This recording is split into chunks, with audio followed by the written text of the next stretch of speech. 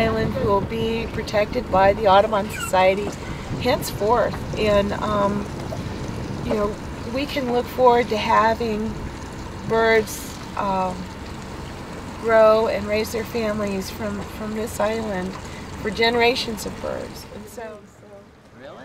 oh yeah, they're God. very sturdy.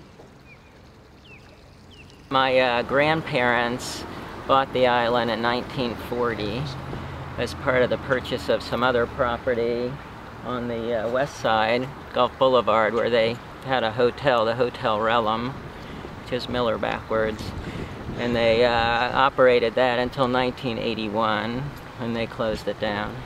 I went out and contacted all my cousins, there's 10 of us, and some of their kids, because my parents and aunts are no longer alive, so we were the generation that sort of inherited title to the island.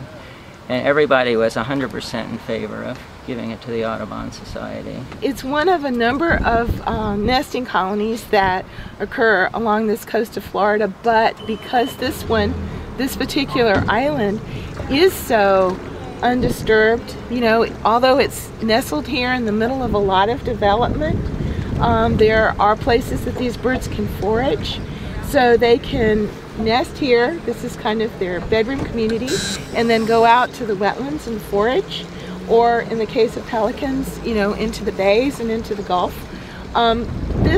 This colony is really important because these birds can successfully raise their young.